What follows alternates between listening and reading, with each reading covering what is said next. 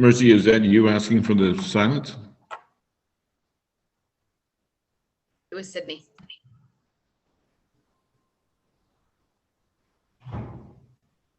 Could I ask? We're live.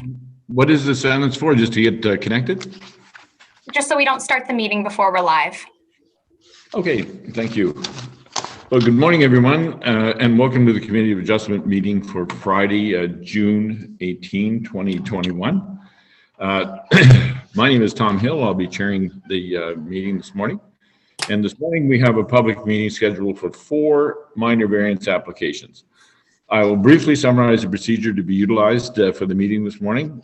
First, the Secretary Treasurer will advise the committee as to when, how, and to whom notice of each of the hearings was circulated for the applications being considered. Next, each of the applications will be considered separately. Planning staff will advise the purpose and effect of the applications and provide any other information that's relevant.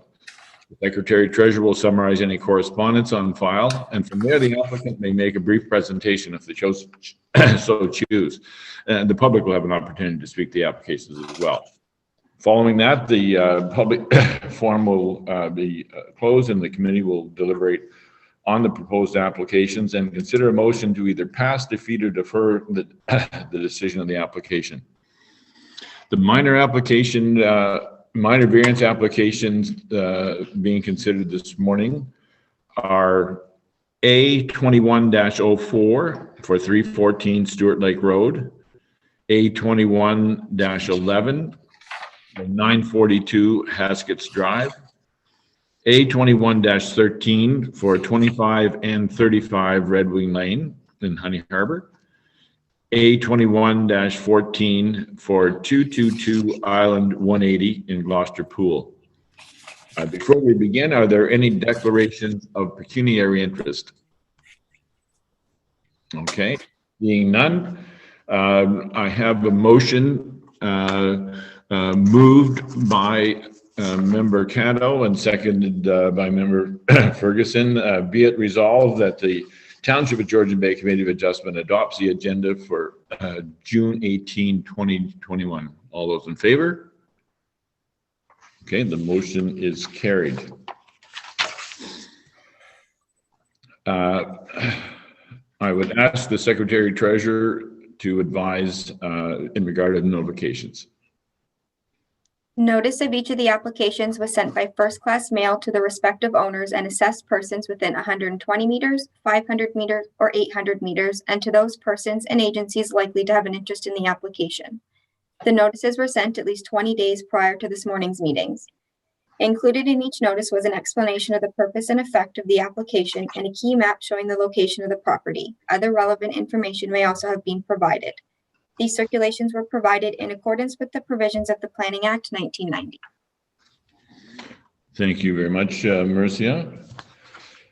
Our first application this morning is A21-04 for 314 Stewart Lake Road. To the planner, please. Good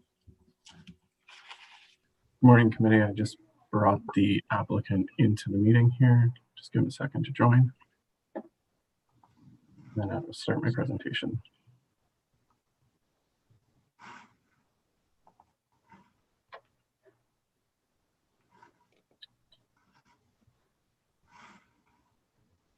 Can everybody see the slides? Perfect. Yes. All right, so the first application this morning is A21-04. The applicant is Nick Knightis, and the property is located at 314 Stewart Lake Road on Stewart Lake in Mactier. So just an overview of the application. It is to facilitate the construction of a detached garage with a sleeping cabin above. There is request for a reduced rear yard and side yard setback, as well as to recognize the lot area of the property in order to permit the consolidation of the sleeping cabin to above the proposed detached garage. This application was heard at last month's Committee of Adjustment meeting and was deferred pending confirmation of septic system capacity. Confirmation of that has since been provided and the building permit is satisfied with the design that is proposed. Upon further review of the application, staff did determine that additional variances were required that were inadvertently omitted on the initial notice. So we did recirculate notice, and that's why this is a public meeting today. So the three variances that are requested, the first being a reduced interior side yard setback. The bylaw requires 5 meters. The applicant is proposing 2. A reduced rear yard setback. The bylaw requires 10, and they are proposing a 5-meter setback. And then a variance to recognize the existing lot area to facilitate the consolidation of the sleeping cabin to above the detached garage. So here we have a overview map showing the location of the property on Stewart Lake, just northeast of the MacTier Urban Center, located on the peninsula on Stewart Lake. The 2018 aerial imagery. So as the committee will see, there is some vegetation located here in the front yard that would act to buffer or screen the proposed development. Based on the site visit from staff, we are of the opinion that the proposed garage would not be visible from the shoreline or from the water. So a site plan of the proposed development, we have the cottage located here. They are proposing a small addition to the side of the cottage as well, but that does comply with zoning. This is the sleeping cabin that is proposed to be converted. This building would be converted to storage, but the actual sleeping cabin use would be consolidated above the detached garage.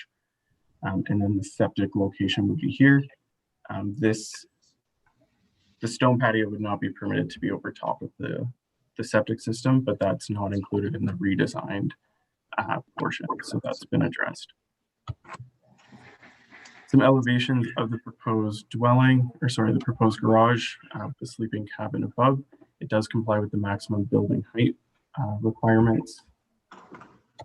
And some site photos showing the location of the proposed garage in the rear of the property. So it would be behind these trees here, kind of located in this existing cleared area here.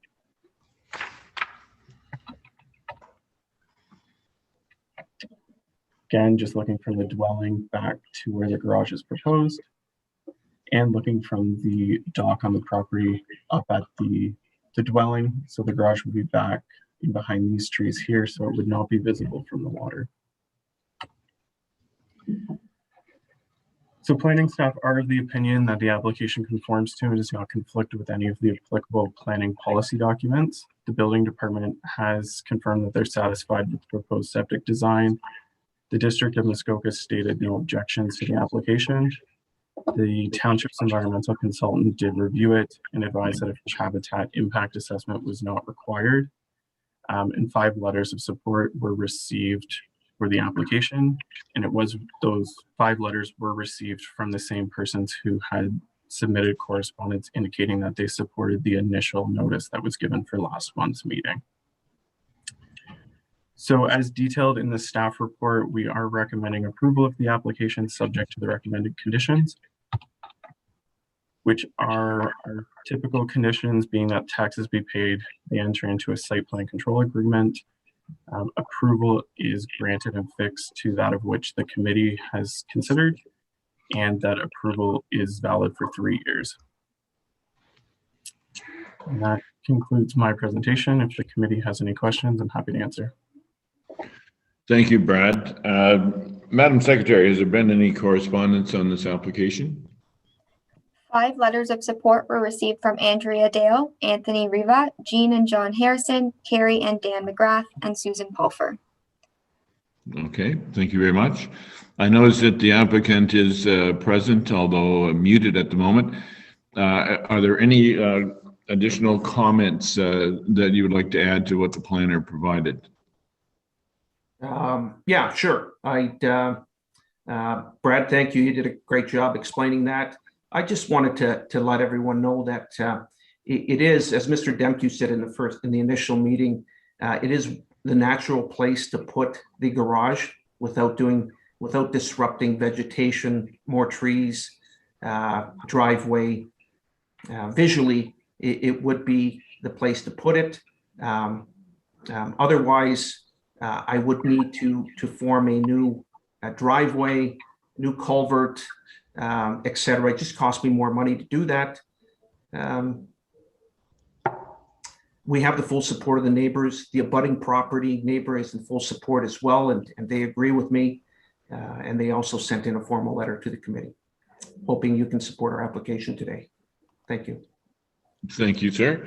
I don't see any other members of the public in attendance, so I will close the public portion of the meeting and bring the application before the committee for any questions or comments. And we'll begin with Member Caddo. Yeah, I missed last month's meeting, so I'm just going to kind of sit back right now and hear what my fellow members have to say about this, and then I'll chirp in shortly. Okay, thank you. Member Matthews. Thank you, Mr. Chair. I did have an opportunity to visit the site yesterday, talked with the next door neighbor who seemed to be in full support. Just a curiosity question, is the garage going to be sort of located where your trailer is, Nick, or is it sort of between the trailer and the light post that's there? Yeah, it's kind of where the opening is, where the trailer is right now. Right. So there's already a spot there. There was, if I can mention, there was a committee of adjustment application from the previous owner, and they had approval for this garage, and that's where they had it situated. Although back in 2014, I think they didn't need the side yard setback or the rear yard setback. So they had proposed to put it there. Right. Thank you for that, because there wasn't, again, there wasn't any stakes on the property to see exactly where the building would be located. So can I comment on that as well? I got to wait eight months for a surveyor to come out and do all that. So it is a process, and I apologize for that. Yep. Thank you. Yeah. Okay, thank you, Member Matthews. Member Jarvis. Surveyor, Hey, Colin, can you address that one? My questions are not with regards to the application. I just want a quick reminder, refresher, Brad, if it's all right with you. At our earlier meeting on this, we were okay with all the setbacks, correct?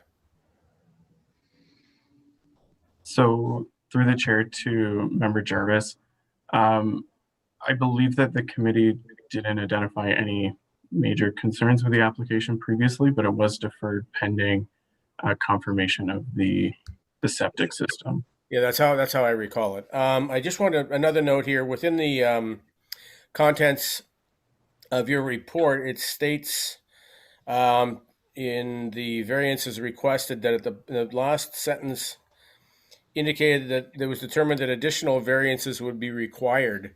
Now, the only variance I can think of, or the only thing we wanted to review, was a septic. What other variances were there that needed review, Brad?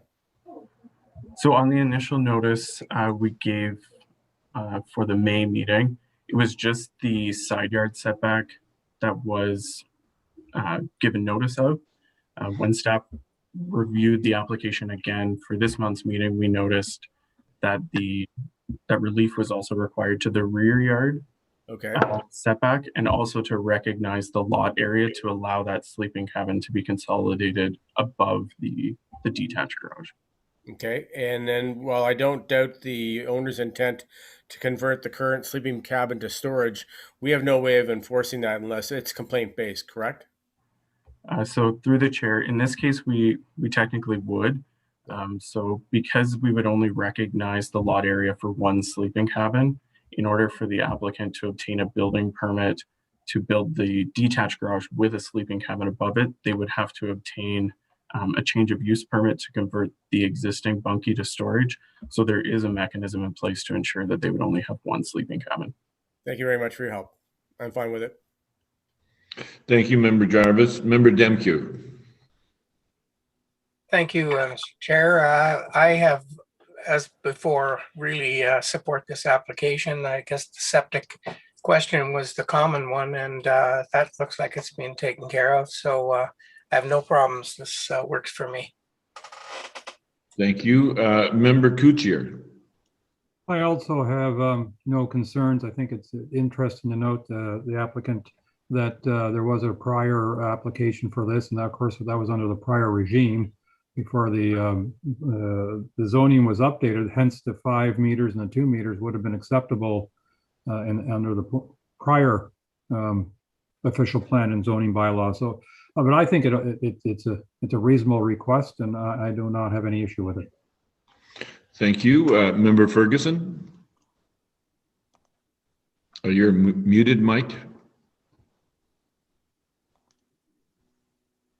Yeah, my comments echo those of the members of the committee. I don't have a problem with this. I'm in support of it. Okay, thank you very much. I have a motion moved by Member Jarvis, seconded by Member Matthews. Be it resolved that the Township of Georgian Bay Committee of Adjustment approves minor variance application A21-04 to zoning bylaw 2014-75 as amended for 314 Stewart Lake Road to permit a reduced interior yard setback of 2 meters to the south property line, a reduced rear yard setback of 5 meters, and a minimum required lot area of 0.22 hectares for a detached garage with a sleeping cabin above, subject to the following. A, that municipal taxes are paid to date. B, that a site plan control application be submitted and approved, and that a site plan agreement be executed detailing the proposed development, the preservation of vegetation, areas within the front yard in the manner prescribed for the applicable policies of the Township of Georgian Bay official plan as they relate to the administration of site plan control. And C, that the approval of this variance is granted and fixed to the subject site plan, extent, location, scale, and use contemplated in the application. And D, that approval of this variance expires 3 years from the date of decision if building permits have not been issued for the approved structure. All those in favor, please raise your hand. Okay, the motion is carried. Thank you very much. The application is approved. Thank you.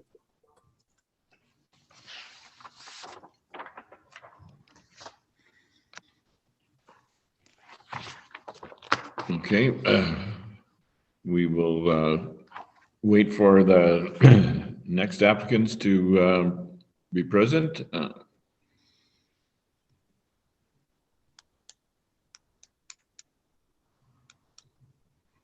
Okay, it looks like we're good to go. Good morning, Mr. DeLangley, to the Committee of Adjustment meeting for June 18, 2021. Just a brief overview on how the procedure will follow. The planner, the township planner, will provide an overview of your application. Following that, you'll have an opportunity to speak to that, as will any member of the public. Following that, the application will be presented before the committee, and they will consider a motion to either pass, defeat, or defer the decision for the application. So having said that, our next application is A21-11 to zoning bylaw 2014. I'm sorry. Is for 942 Haskets Drive. To the planner, please. Share my screen here. Can I get a thumbs up from the mayor? That's who I can see. Thank you. So the next application in front of committee this morning was submitted by Wendy DeLangley regarding lands located at 942 Haskets Drive, which is of course within the 6 Mile Lake community. The applicant has requested a minor variance to facilitate the construction of an addition to the existing dwelling, which requires an increase to the total dwelling width of 8 meters, where 6.9 meters is permitted under section 411 of the zoning bylaw. So again, just a table here of that request. So there is one variance as part of this application. So essentially through section 411, because the dwelling is located 15 meters from the water instead of 20, they are allowed to expand their dwelling width by 60% of what's existing. However, they have requested to go up to 70%. So from 6.9 meters to 8. So here is the subject land's location. As you can see, it's located along the east side of Haskett's Drive, so all the way around the loop there to Haskett's, and it is facing east. Here we have an aerial image of the subject lands, and again, the property lines are slightly off, but I think committee's pretty used to that now. So here we have an overview of the property on the survey. So as you can see here, there's the existing dwelling in white. There is a docking area here to the bottom corner, as well as an existing sleeping cabin located to the south of the existing dwelling. And the proposed addition here is located to the side of the existing dwelling, and that is due to the existing topography to the rear and to the side of the dwelling. If any of you were able to go on site, it was pretty substantially visible, that steep slope coming towards the dwelling. So here I've zoomed in a bit further to the existing structure. So essentially this application requires an extension of this dwelling width. So in this case, the dwelling width is measured from corner to corner due to the frontage measurement of the property. It is important to note that if you were to measure the dwelling width of this structure wall to wall, along the front face, it appears that it would actually meet zoning, but because of just the way that the definition of dwelling width, it is at an angle. So that is where they're requiring relief here. So here's an elevation of the dwelling. So on this side here, so from this number 6 on, this is the existing structure, as many of you probably saw when you were on site. And the applicants have done a great job to try and mirror the exact same look of what is there for the addition to be on the left side here. It is important to note as well that township staff have ensured that the lower area of the structure does not exceed the 1.8 meters in height to be considered part of GFA within 6 Mile Lake. So that has been looked at and they do meet the GFA requirements. So here's a few site photos from when I was on the property. So again, as you can see here, the existing dwelling and the proposed addition location looking towards the water. Getting a little closer here, again, the applicants tried to use the existing cleared out area, and it is shown on the site plan that they are intending to keep these large mature trees, and they've really designed it to fit into that area, which is fantastic. Again, as you can see here, this is the proposed area for the addition, looking out to the water. And then this is from the addition, essentially where the new sidewall of the dwelling will be, looking towards the existing sleeping cabin that's up on the rock.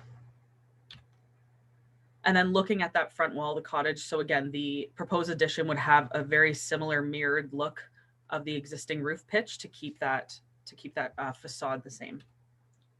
And here's looking out towards the water and the mature trees that also exist along the shoreline that will help mask the new addition area from the water. So as you probably read in the staff report, planning staff are of the opinion that the application does conform to and does not conflict with any of the applicable planning policies and does meet the 4 tests of the Planning Act. This is primarily due to the fact that for the 6 Mile Lake community, as you all know, there is the dwelling width and gross floor area restrictions that are kind of the big indicators of overall built form and if something is compatible with the character of the area. What is being proposed here does meet those 2 requirements and does not exceed them. However, because the cottage currently is 15 meters from the water instead of 20, they do have that additional restriction under 411. But again, as I mentioned, the way that the dwelling width is measured, staff do feel that the visual impact from the water is considered minor, and we do support the application. So at the time of my report being written, there was 1 letter of support received from a neighbor, and the building department has no concerns with the application as they reviewed it. But again, of course, at building permit time, they will review it in full capacity. So planning staff do recommend the approval subject to conditions, of course. And these conditions are as follows: that municipal taxes are paid up to date, that a site plan control approval application is submitted and approved, especially to ensure that those mature trees are maintained as indicated on the site plan, that the applicant reimburse any outstanding peer review costs to the township because there was a peer review done for the application, and that the approval is obviously granted and fixed to the subject site plan, extent, location, and scale and that they have 3 years from the date of decision to obtain a building permit. So I'll stop sharing my screen. So if you have any questions for myself or the applicants, I'd be happy to answer them. Thank you.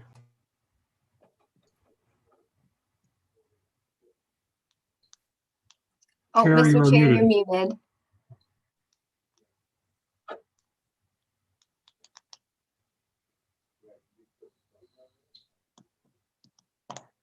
Madam Secretary, has there been any correspondence on this application? One letter of support was received from Richard Schur. Okay, thank you very much. I noticed that the applicant has joined us, and are there any additional comments that you'd like to make in addition to what Ms. Lemieux has presented so far?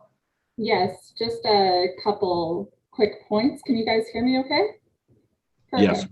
Perfect. Victoria, that was great. You touched on basically everything. I just wanted to say why the minor variance is necessary. The existing cottage is 2 bedrooms, one of which being a loft. The owners are planning on retiring up there, therefore needing more space and more to enjoy.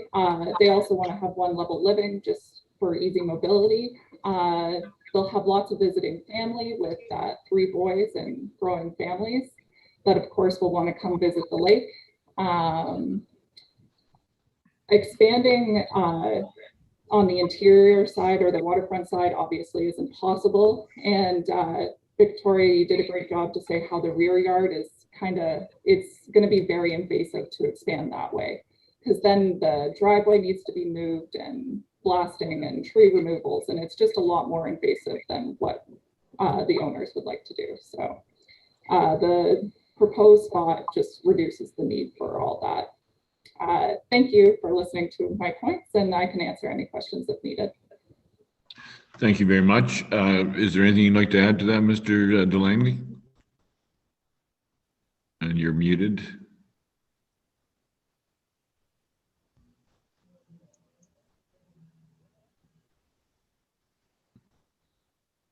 Can you hear me now? There we go. Yes. This is my only second Zoom in my life. So no, I think Natasha and Victoria did a good presentation. The important thing for my wife and I is that we tried to design this so that we wouldn't have to touch any vegetation. The spot that you see in the pictures, it's going to go where the grass is. Nothing else is going to be cut down. And the only reason we need a little more square footage is to get a bigger entryway. My wife has some mobility issues and she doesn't need a wheelchair or walkers or anything yet, but in the future, possibly. So to get a bigger entryway by a foot, actually maybe 2 to 3 feet, we're able to maneuver, if needed, things in the future. So basically that's it. But thank you all for listening and thank you for being here. Okay, thank you for those comments. Seeing that we have no members of the public present, I'll bring the application before the committee for any questions or comments. And we'll begin with member Demke. Thank you, Chair Hill. I really enjoyed the presentations. I think you covered all the stuff. The questions were good. I had 2 questions I was going to ask that Victoria covered, which was the height of the building, which does conform, and the trees in front. And everybody's confirmed they're going to stay. So I'm totally satisfied with this. Thank you. Thank you, member Demke. Member Kutsier. Thank you. I also have no issue with this. You know, based on almost every measurement, everything's on side. So I do have one question for Ms. Lemieux, if she does not mind, and that is, it's not clear to me, and I'm curious, why you're using the diagonal when it would appear to me that the front of the cottage is actually more or less parallel with the shoreline. If you could, just for my curiosity, please. No problem. I'll just share my screen again because it's easier to point with a mouse than try and explain it. Okay, so the way that the wording of the zoning bylaw is essentially the frontage of a property is measured from from the point of essentially where the front yard setback is, so that 20 meters. So essentially, if you consider this to be approximately the 20 meters, so from back here to the point of the property here. So as you can see, kind of the angle of the orientation of the property, the straight line would come this way, whereas the orientation of the cottage is slightly kind of turned to the side. So that's why we kind of essentially picture taking a ruler that's measured this way and moving it right to the back of the cottage, and it goes point to point. So kind of that parallel, just moving it to the cottage, and it ends up being point to point. So in this case, it's unfortunate that the existing orientation was slightly that way. But you know, the applicants were great and understood that this is just how it's written. And, you know, we unfortunately we have to police that. But in this case, I think it's obviously quite reasonable that the orientation is slightly that way, but the overall cottage aesthetic is going to be the same. But that's where that measurement comes at that angle. Thank you, Victoria. Member Ferguson, I'm sorry, did you have something else, Mr. Kuchar? I'm afraid my remark was just going to be, you know, about the challenges of dealing with writing rules to capture some things that end up capturing more. But other than that, I think we can move on. I have no objections to this. Thank you. Thank you very much. Any questions or comments, Member Ferguson?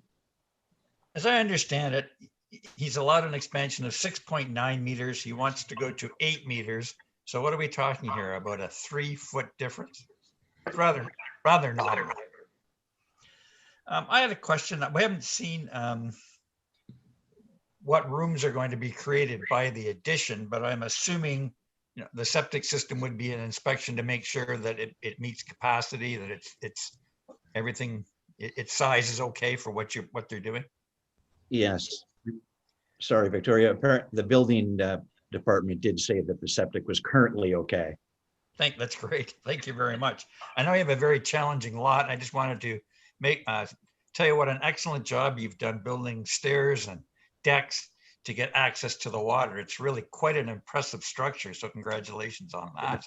Thank you and I very have much. no objection to this application. Thank you. Thank you, Member Ferguson. Member Caddo. Yeah, I don't have a problem with this. It's a natural spot for the addition. You're not going to block a view of anybody. You got that high rock beside you. I'm in support of it, 100%. Thank you. Member Matthews. Excuse me. Thank you, Mr. Chair. I agree with my fellow members. It's unfortunate that the measurement of 15 meters, because I guess it's a straight up and a perpendicular line back, but you're way more than 15 meters away from the shoreline. But I concur with my fellow members. You've done a great job, and I have full support for this application. Thank you. Member Jarvis. I have nothing additional to ask. My questions have been answered, so it looks good to me. Okay, thank you very much. And I'd like to echo the comments as well. A tremendous job of landscaping in a very difficult spot there. Somebody likes stone and did a great job of negotiating around all those rocks to put it in place. So I'm very impressed. Thank you very much. If there are no further questions or comments, I have before me a motion moved by Member Kuchar, seconded by Member Demkew. Be it resolved that the Township of Georgian Bay Committee of Adjustment approves a minor variance application A21-11 to zoning bylaw 2014-75 for 942 Haskets Drive to permit a maximum dwelling width of 19.54 meters to facilitate the addition of an existing dwelling subject to the following. A, that municipal taxes are paid to date.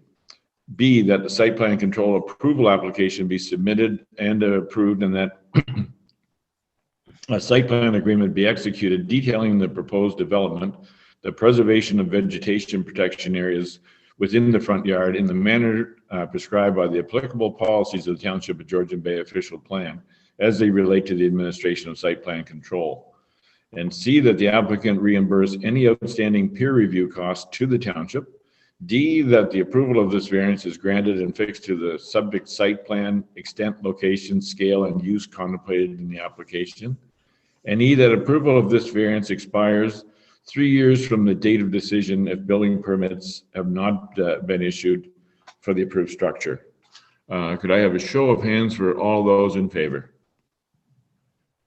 The decision is unanimous. The motion is carried. Your application has been approved. Thank you, Mr. DeLangley. Thank you very much. Okay. Then we'll just wait a moment until the next applicant is before us.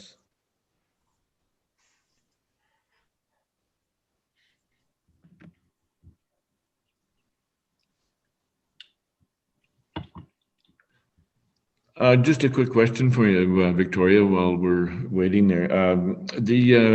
Is the peer review process something new that's been added? Is that a provincial thing or local or? Yeah, so that's a great question, and I apologize for not expanding on that previously. So the planning department and council collaboratively determined that it was a great way to move forward by engaging with two environmental consultants to assist our department. So now if we ever get a submission as part of an application that's, let's say, a fish habitat study or EIS to review a provincially significant wetland, anything like that, we now have consultants on retainer that will make sure that the work that has been done and submitted by the applicant is sufficient and meets the requirements of what the township needs to be able to support applications, what have you. So that's where that peer review piece now comes in. So you will start to see that a lot more often as part of the process. Can you give us a rough idea of what the cost of that peer review would be? It's hard to give a numerical value because it depends on the scope. Some of these, provincially significant wetlands are very, large features, as many of you know, especially, in the Honey Harbor area, for instance, or a study could be just of a small area of fish habitat in front of a lot. So it's really hard to quantify that, unfortunately. But it's been going really well so far, and it's really been helping the department. And I think council's been quite satisfied with having that assistance too. So it's been so typically would it be $500 for the a minor one and 2,000? Yeah, it really depends on the scope if they have to go back and forth. So yeah, hard to quantify, but part of the that's pretty normal for most municipalities do that now, especially in our area that have so many sensitive environmental features. So okay, all right, thank you for that. No problem. All right, so we're waiting on our next applicant. Mr. Cheaper is in the meeting now, so we should be able to hear you. Oh, is that right? So he's not appearing on my screen here, but that's probably because okay, there we are. Okay, that's great. Thank you. Well, welcome, Mr. Cheaper, to the Committee of Adjustment meeting for June 18, 2021. Just a brief overview. The planning department will provide details to the committee on the scope of your application. Following that, the secretary will let us know if there's been any correspondence in regard to your application. You will have the ability then to add any additional information that you feel is necessary to what the planner has said already, as would any member of the public who has joined the meeting or made presentation earlier or application earlier. Following that, we'll close the public meeting, bring the application before the committee for a decision to either approve, defeat, or defer your application. So having said that, our next application is A21-13 for 25 and 35 Red Wing Lane in Honey Harbor. To the planner, please. This application is mine as well. So this application is in regards to 25 and 35 Red Wing Lane, as the chair just mentioned, which is located within the Honey Harbor community. So the applicant has requested a variance to facilitate the replacement and expansion of one existing legal non-conforming dwelling. So this committee is obviously very familiar with legal non-complying.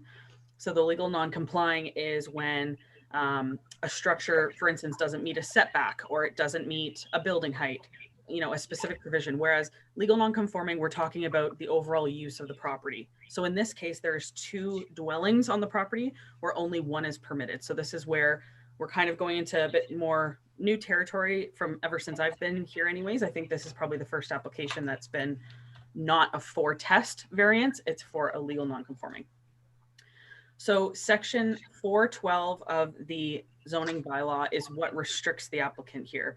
So essentially what they're looking to do is replace the existing dwelling with a new dwelling with a minor expansion to it. And section 412 does not allow for any exterior expansion. However, under section 45 of the Planning Act, this committee does have the power to allow for an expansion to a legal non-conforming structure. So that's where we are today. So this application is not against the 4 tests that you typically see. This is a different structure that staff look at, but I will go in a bit more detail when we go to the policy analysis. So here is the location of the subject lands. Again, as you can see, it's located just north off of Honey Harbor Road, and you obtain access by Lily Pond Road. So here is an aerial of the subject property. So the owner does own the entire section of lots here. So as you can see here on the aerial, here's the existing dwelling, the second existing dwelling, which is denoted on some of the plans as a bunkie, but there is a kitchen in there. So as per the zoning bylaw, it is considered a dwelling. There is a detached garage and a garden shed structure to the rear.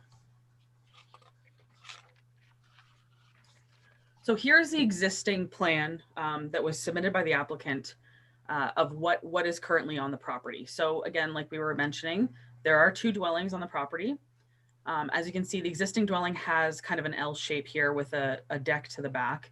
And what they're looking to do is replace that. But of course, replacing a structure that already kind of doesn't really work functionally, they want to square that off essentially. So the proposed dwelling is going to essentially be squared off because I believe it is of a prefab type of structure. And as you all know, those come, you can't make too many changes to those types of structures. As well as there will be a small screened room to the back, of course, to deal with the buggies, with a mudroom to the side and an open deck. So none of the other structures are proposed to be altered through this application. This is purely just to allow for the cheaper family to square off and put a new structure there. So here's some photos from the property. So again, this is the structure here that they're proposing to rebuild. And then this is just, you can see the frontage again, great mature trees all along the side of Red Wing Lane, which will mask the new structure. But again, from the road, from actually both roads, when I was on site, I'm pretty confident that the new structure really won't have any different of a visual impact than what's there. It's really just squaring off that back corner. And then this is that other structure that's noted as a bunkie, but does function as a dwelling as per the zoning bylaw. And here we're looking from the property towards out to where that water is to the north, that inlet bay with a single detached dwelling on the other side of the road of Red Wing Lane. So within our official plan, we do have a section that speaks to legal non-conforming uses, and it does speak to essentially the 4 tests within our official plan of what the committee should consider when dealing with these types of applications. So the first is the committee should consider the following. So the size of the extension or enlargement in relation to the existing use, whether the proposed extension or enlargement is compatible with the character of the surrounding area, the characteristics of the existing use in relation to size, bulk, height, setbacks, noise, all the negative impacts, and if the expansion is going to make those matters worse. But again, here, This is a unique case where we're really dealing with dwelling and dwelling. When we talk about those negative impacts, that's more there for, industrial type of properties, things that really do have a negative impact on surrounding residential uses. And then the fourth is the possibility of reducing these nuisances through buffering, building setbacks, landscaping, and site plan control and other means could be used to improve the existing situation. But again, staff in this case do not feel that that's necessary. All of the surrounding properties are similar residential structures, and really the minor expansion to this structure is not going to cause any negative impact to surrounding areas. So planning staff are of the opinion that the application does conform to and not conflict with any of the applicable policies. We did not receive any written comments at the time that I wrote my report, but the Secretary Treasurer can give you an update if we have since gotten any written correspondence. So we do recommend approval of the application subject to conditions. And again, this is not a waterfront property, so the conditions are a lot less rigor than we typically see, but that municipal taxes are paid up to date, that the approval of the variance is granted to the subject plan, the subject site plan that was submitted with the application, and that the applicant has 3 years from the date of the decision to obtain building permits. So again, Mr. Cheaper's here. If you have any questions for him or myself, we'd be happy to answer them. Thank you. Thank you, Ms. Lemieux. Madam Secretary, has there been any correspondence on this application? No correspondence has been received. Okay, thank you very much. Mr. Cheaper, I'm sure you can hear us okay. Is there anything that you wish to add to what the planner presented so far?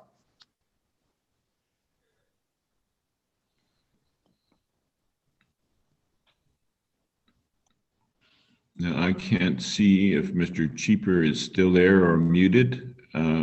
Okay, how's this? Can you hear me now? Great. Yep, we can. Okay, I'm at the point of my retirement. So I'm thinking of later down my law, like right now, this cottage doesn't comply to wheelchairs or walkers or anything like this. And I have two seniors with me that are going to be living with me, which is my mother-in-law and a couple of family members. But I need a house that can comply to that. And two is I'd love to stay up here if possible because I love the country. And me and my wife want to retire up here if possible. But thank you very much for hearing me. Okay, thank you very much for your comments there. Seeing no members of the public, I will close the public portion of the meeting and bring the application before the committee for any questions or comments. And we'll begin with Member Jarvis. I'm sympathetic to the cause here. I have some curious questions with regards to just its technical stuff for Victoria once again. I'm looking at the overhead, the Google Map type version of this thing, and it looks like there's three lots there, not two. Have I got that wrong? So through you, Chair, to Member Jarvis, you are correct. So this was part of why this application has now come in front of committee. So my understanding, and Brad might be able to chime in because he was actually the one who originally reviewed the building permit application because it was understood at the time by the owner that the lots were separate.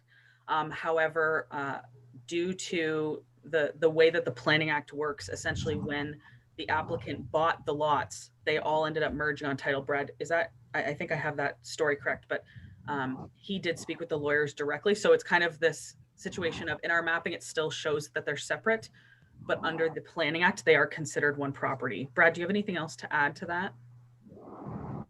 No, that's from my conversations with the lawyer. It's just that the lots inadvertently merged when they were all put into the same common ownership, essentially. Appreciate that. Okay, that's clear. Then the only other thing I have here, the cabin that you list as a dwelling because it has a kitchen in it, is there any motivation for us to ask the owner to remove the kitchen in order to make that into a true bunkie? Not that it really matters to me, considering the size of this combined lot, I'm not too worried about this, but was that a consideration at some point?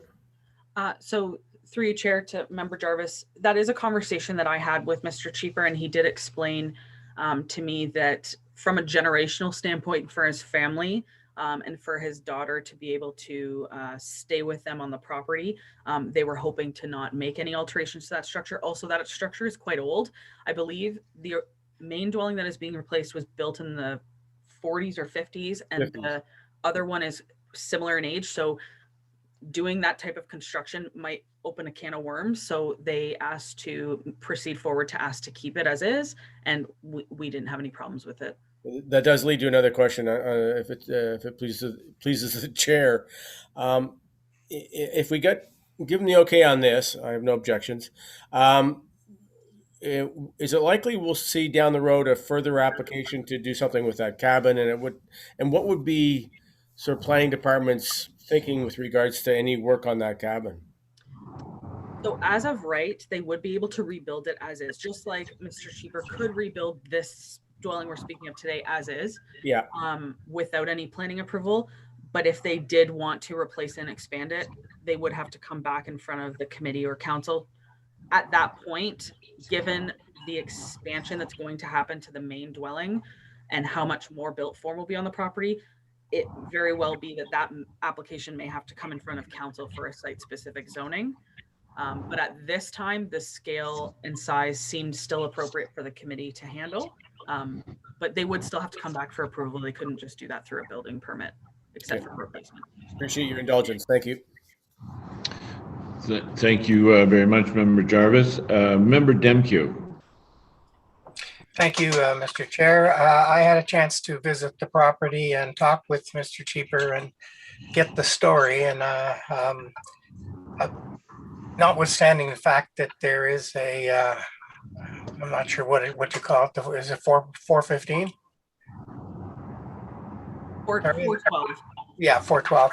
I think all things being considered and what Mr. Cheaper wants to do, I would support this. I have no problem with going ahead. I think it's the right thing for him to do, and if we have the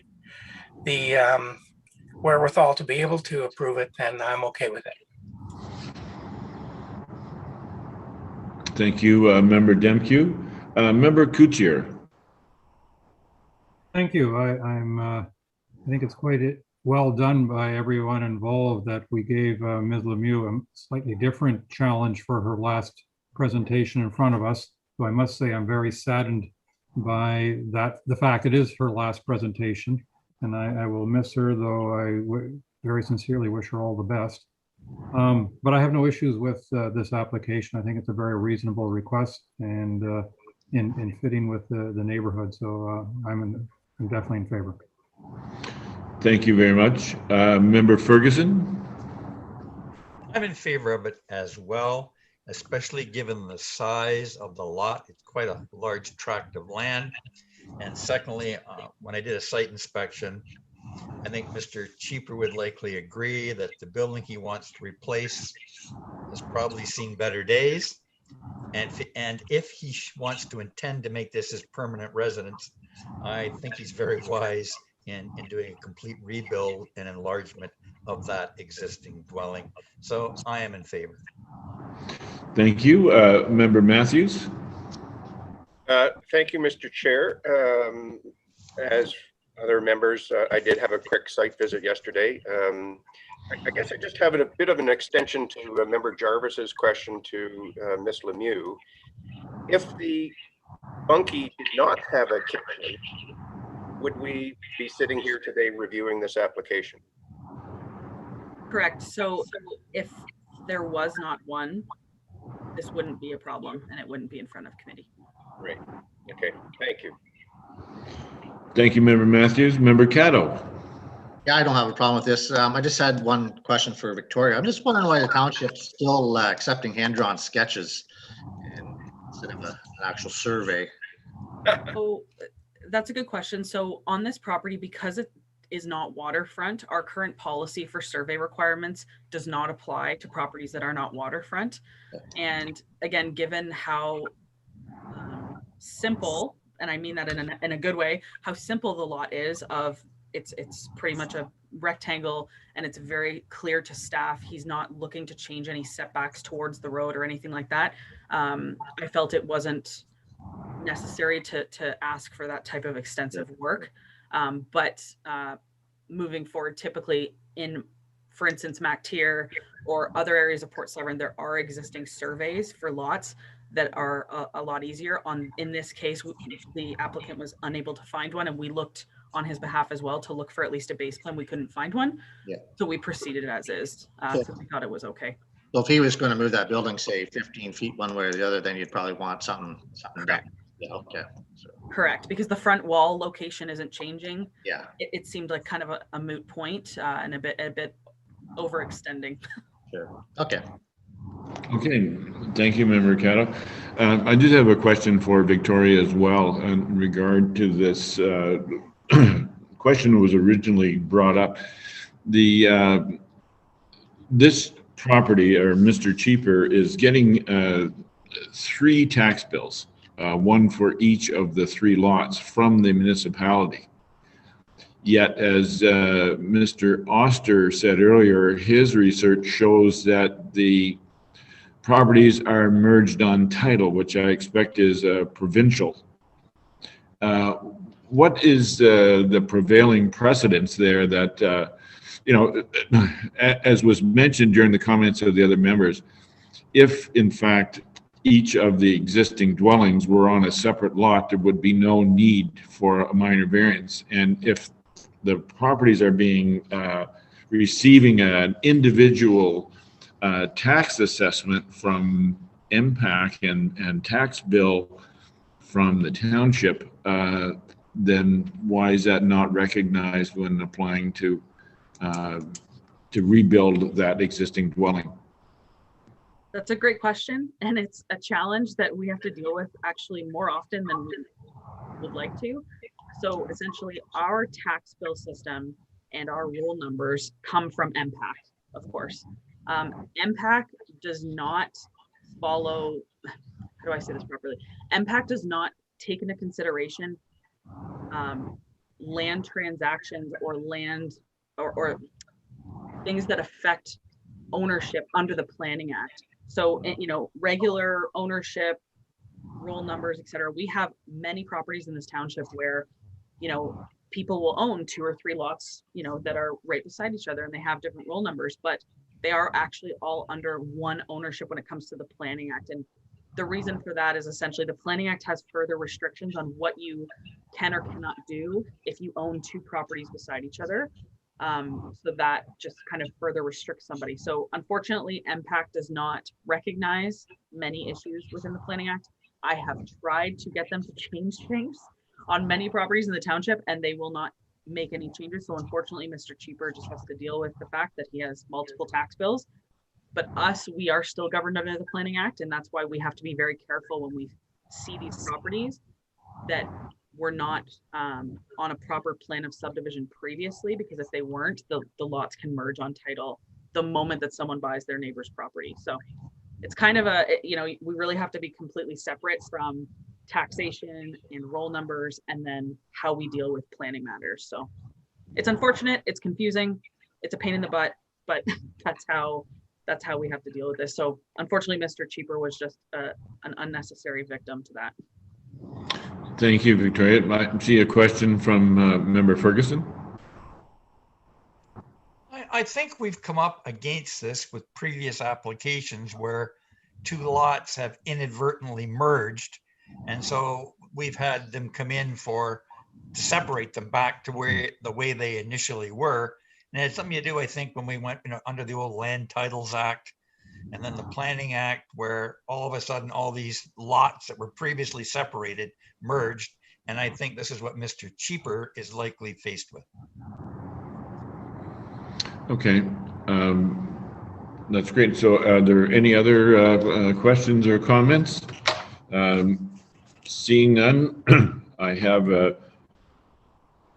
a motion before me, a resolution moved by Member Ferguson, seconded by Member Caddo, Be it resolved that the Township of Georgian Bay Committee of Adjustment approves minor variance application A21-13 to zoning bylaw 2014-75 as amended for 25 and 35 Red Wing Lane to permit the reconstruction and expansion of one of the existing legal non-conforming dwellings with a maximum area of 1,900 square feet. Be approved subject to the following. A, that municipal taxes are paid to date. B, that approval of this variance is granted and fixed to the subject site plan extent, location, scale, and use contemplated in the application. And C, that approval of this variance expires 3 years from the date of decision if building permits have not been issued for the approved structure. Please, all those in favor, please raise your hand. Okay, the application is approved. The vote is unanimous. Thank you very much, and good luck with your project, Mr. Cheaper.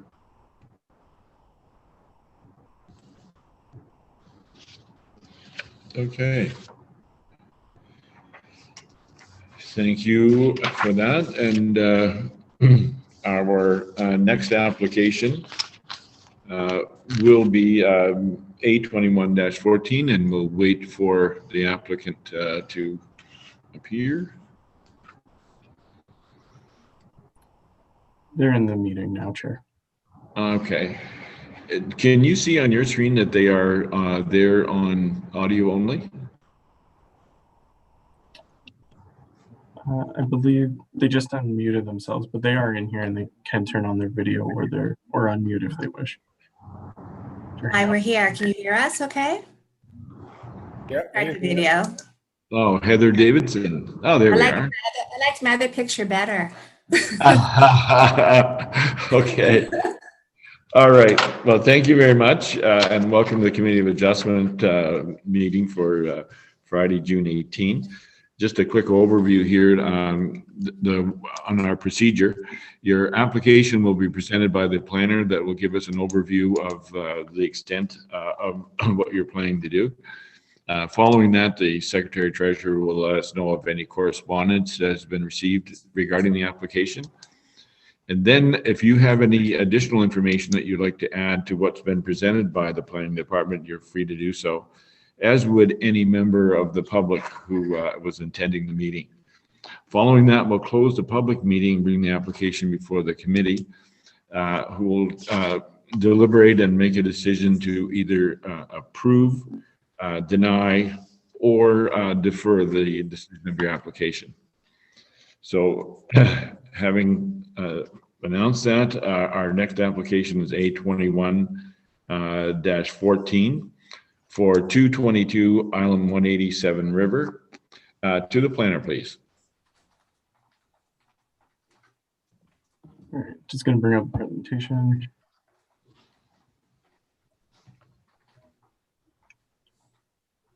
Everybody can see that. Good. Perfect. All right, so our last public meeting for this morning is minor variance A21-14. The applicants are Glenn McKay and Heather Davidson for the property at 222 Island 180 on Gloucester Pool. So the purpose of the application is to facilitate the construction of an addition to an existing legal non-complying dwelling with an increased permitted gross floor area expansion. So an overview of the requested variance is to section 411 of the zoning bylaw. Based on their front yard setback, they are permitted to increase that gross floor area by a maximum of 25%, and they are proposing to increase it by 31%. So it is a difference of 6% or a 24% increase, and it does represent an additional 70.5 square feet. So here we have a location map of the subject property. It is located kind of in the southern portion of Gloucester Pool. And the 2018 aerial imagery. So you can see the location of the dwelling here. There in the addition, there's two additions proposed, one being at this end and one being to kind of square off this, this corner in here. So here we have the survey and the site plan that was provided by the applicants. So you can see the two additions that are proposed, one being at this end and the other being to square off this corner back here. The additions are set back further from the high water mark than what the existing dwelling is. And it is important to note that if the applicants were only proposing this addition here, they would not require a minor variance. The variance relates to the additional 70.5 square feet. That is essentially this addition here to fill in for the proposed kitchen addition. This is the elevation drawing that the applicants have provided. As you can see from this line to the left, essentially is what is existing. And this is the proposed addition to the north end of the cottage. The kitchen addition is behind this roof line back in this back corner of the dwelling. So some photos from this site visit looking at the cottage from the water. So the one addition will go at this end here. Sorry, this end here. And then just looking at the areas of both additions, this being the great room addition off to the end, and then the kitchen portion is in here. Looking at the dwelling again from the water and across Gloucester Pool to the adjacent properties. So just an overview of the application. Planning staff are of the opinion that it does conform to or does not conflict with any of the applicable planning policy documents. The township's environmental consultant did review the application because the property is located within 120 meters of type 1 fish habitat. Because the additions are terrestrial, the township's environmental consultant was of the opinion that a fish habitat assessment was not required. But they did note that as the addition is proposed to be located within approximately 10 meters of the shoreline, an erosion and sediment control plan should be developed and implemented to mitigate any of the potential impacts of construction-related sediments on aquatic life to Gloucester Pool. So as detailed in Development Services Report 2021-52, planning staff are recommending approval of the application subject to the recommended conditions. And those conditions include that taxes be paid to date, the applicants enter into a site plan control agreement, also that they obtain a clearance letter from the township's environmental consultant regarding any mitigation sediment control that may require the execution of a supporting plan or study. The approval is granted and fixed to that of what the committee has considered today, and that approval expires within 3 years if the applicants do not obtain building permits for the structure. So that concludes my presentation. The applicants are here, but I'm also happy to answer any questions that the committee has. Thanks. Thank you, Brad. Madam Secretary, has there been any correspondence on this application? No correspondence was received. Okay, thank you very much. Does the applicant have anything that they would like to add to the comments of the planner so far? Just that I'd like to thank Brad very much for helping us navigate this whole process, and also thank the committee for their time this morning. We submitted a letter that basically talked to the heritage of this building, which was built back in the 1920s. So our intent is certainly to maintain the integrity of the heritage of the building. We're doing some shoring up of the cottage underneath. And so we thought at this time this was the perfect opportunity to do the other expansions that we wanted on the property. There is no vegetation being touched here. As you can see from some of the pictures, there's a lot of vegetation, gardens and stuff that we've put in around the property to enhance it. So there's no trees impacted or anything by this. And we've spoken directly to our neighbors who we all know personally to make sure that they're on board with this, and they've all said that they're fine with it. So that's it. Thank you. Thank you, Mr. McKay. Oh, sorry, sorry, I just wanted to add one more thing. We are using a local contractor who's been in the area for, it's a generational family contractor. So they're very familiar with all the requirements because they do a lot of work on the islands and close to the water. So as far as the fishery, they're certainly capable of complying to all the needs that will be required for that as well. Yeah, it's day wall construction. So they've been on the pool for years as a family. Oh, great. And just out of curiosity, has that property been in the same family for a lot of that period of time? No, I submitted a letter. I'm not sure if Brad shared it with the committee, the history of the cottage. So 1921, it was bought by Norman and Rosa Gray. They're part of that Coldwater family. So they had it till the 40s. Then the Keel family took over and they made it the Keel Inn. So it was like a fishing lodge. And they had it till the 80s. And then another gentleman owned 3 properties. Like ours was one of 3 parcels. He severed them and sold it to the Albros. You might know Ken and Francine. Yes, of course. A couple of years ago. So they took it over in the 90s. They rehabilitated it because it was in a sad state of affairs then. So we rented it from them for 7 years for the whole season every year. And then we just fell in love with it. So when they sold it, we bought it. So we've had it for 13 years now. So we've been on property 20 years, but owned it 13 years. So we still talk to Francine. She's excited about the prospects of what we're doing, the second phase of rehabilitating the cottage, but keeping it the heritage. And we actually were, when we bought it, we were in line with the builder and we fought Francine and Ken and said, we want to keep this place heritage, where it would have come in and just probably, taken it down.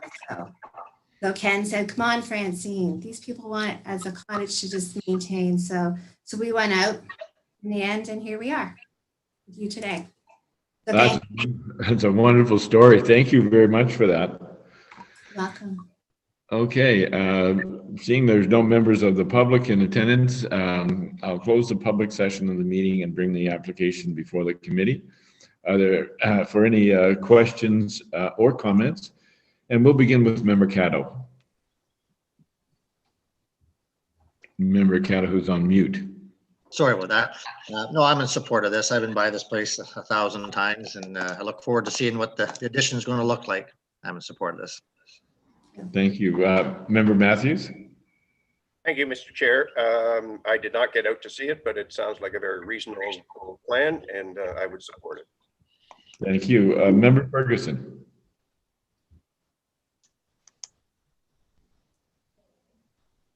No, I certainly agree with my fellow members. It seems extremely reasonable. And just to the Davidsons, of course, Ken